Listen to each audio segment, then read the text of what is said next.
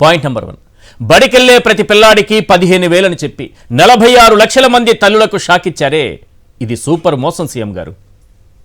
Point number 2, అన్నదాతకు 20,000 రూపాయల పెట్టుబడి సాయమని చెప్పి 54 లక్షల మంది రైతులను మోసం చేశారే, ఇది సూపర్ మోసం సీఎం గారు. పాయింట్ నెంబర్ 3, ఆడబిడ్డ నిధి కింద ఏటా 18,000 అని చెప్పి 1,80,00,000 మందికి అన్యాయం చేశారే, ఇది సూపర్ మోసం సీఎం గారు. పాయింట్ నెంబర్ 4, ప్రతి నెల నిరుద్యోగ భృతి 3,000 అని చెప్పి 1,00,00,000 మంది యువతను నిండా ముంచారే, ఇది సూపర్ మోసం సీఎం గారు.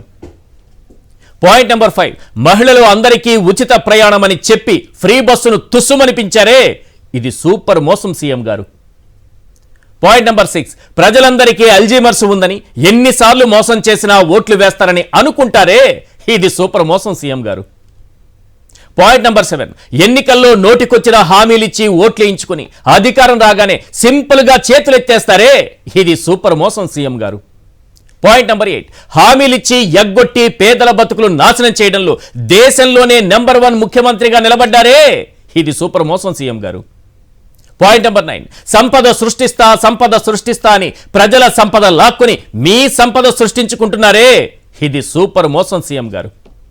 పాయింట్ నెంబర్ 10, మా పథకాలు ఎక్కడా అని అడుగుతున్న ప్రజల చేతుల్లో విజన్ 2047 పుస్తకాలు పెడుతున్నారే, ఇది సూపర్ మోసం సీఎం గారు.